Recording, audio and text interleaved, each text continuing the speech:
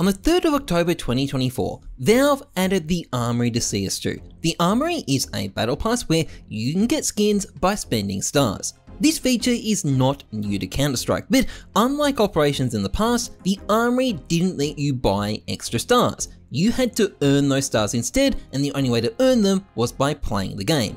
This was a big change, and there was suddenly a huge incentive to try and find the best way to get the most stars as quickly as possible. There was no limit to how many stars you could get on a single account, and as Valve said, there is no wrong way to play the game. So the community quickly got to work and developed a utility farming strategy in casual Dust 2.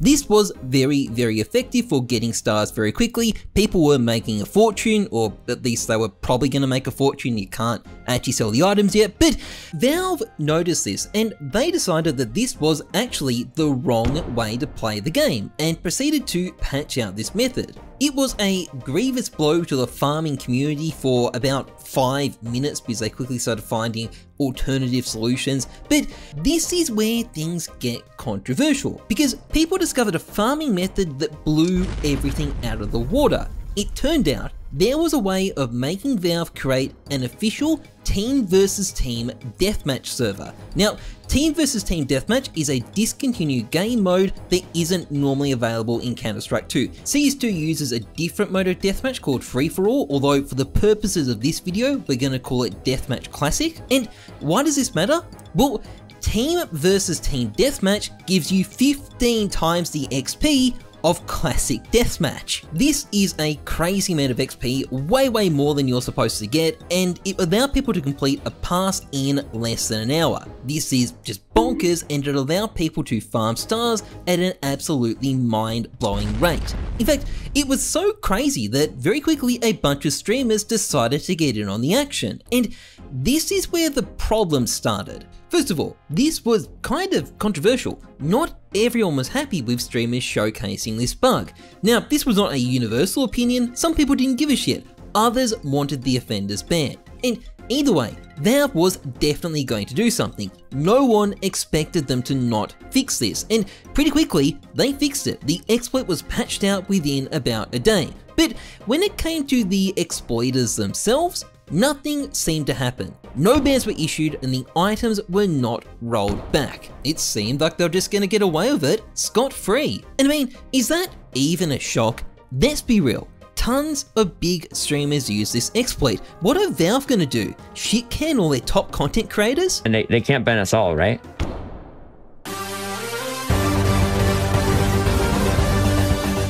On the 8th of October 2024, Valve banned everyone who used the Team Deathmatch exploit, including every single streamer and trader, and they were not fucking around with the bans either. These were trading bans, and they included a message that specifically let people know that this was because of the bugged deathmatch lobbies. Valve knew what you did, and they were gonna fuck you for it. This was targeted, and they weren't taking prisoners. Now, crucially, Valve didn't disable the most important part of their account, the ability to gamble. Obviously, we're talking about platinum level customers here, and Valve were definitely not going to cut them off from their cases. Flip Knight?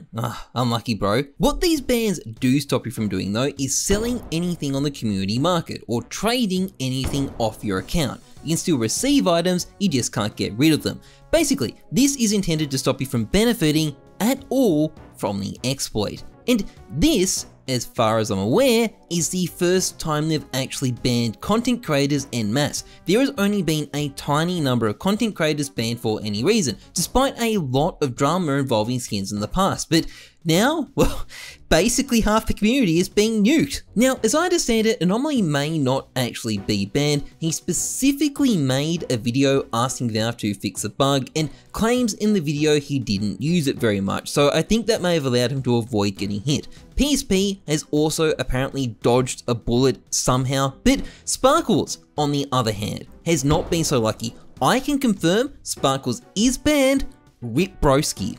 Now, there's been some very mixed reactions to the whole incident. Some people think the bans are ridiculous and over the top. Some people think they've actually gotten lucky and could have gotten permabans instead, and others are just dancing on the graves of people that have been hit. Now, I don't want to spoil the fun for the people who are delighted to see the streamers they don't like getting wrecked, but having a 1-year trade ban on their main account is not going to stop them from making content. There is this thing called an alt account that they're going to be able to use. No one is losing their career over this. In fact, to judge by the reactions of a lot of the people who've gotten banned, they all just kind of think this shit is pretty funny. And let's be real, it is. They can't ban us all, right? But I think a more important question here is really just, is this fair? A lot of people have been commenting, fuck around, find out. And I agree, fuck around, find out. If you take a risk like this, you have to accept the consequences. But I don't think that automatically means a ban is fair either. It's true Valve could have permabanned the people involved if they wanted to, and they've had some very draconian punishments in the past. Just ask iBoPower. But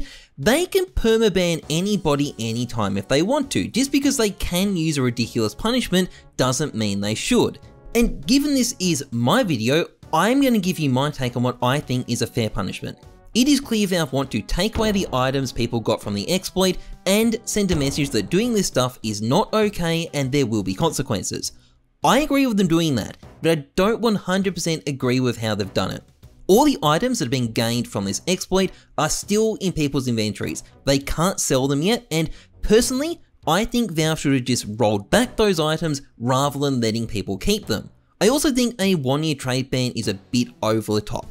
At the end of the day, this was due to something Valve left in the game, something they are responsible for fixing.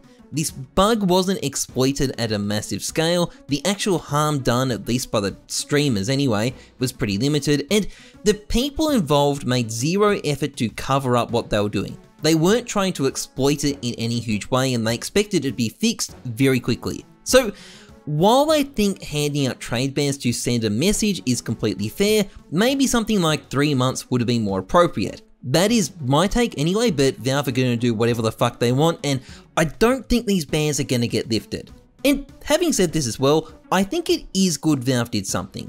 They've shown there is no double standard for content creators. They're not going to let you off just because you have a bunch of subs on YouTube. And there shouldn't be double standards. Everyone should get equal treatment. They've also shown that the integrity of the skin system they introduced with the armory does matter to them. You see, this glitch costs them nothing. They are not losing a cent because of it, and it would have taken pretty much no effort to fix. But they've still gone out of their way to hand out punishments. And even if I think those punishments are a bit too harsh, that's not something a game developer does when they don't care. Anyway, this has been a very interesting day. I'm glad I went away for the last 3 days because I never got a chance to join those servers. That worked out great for me. And if you enjoyed this vid, please like, comment, and subscribe, massively appreciated. Otherwise, trust the numbers, not your gut. I'm Heyzeus. Thanks for watching. See ya.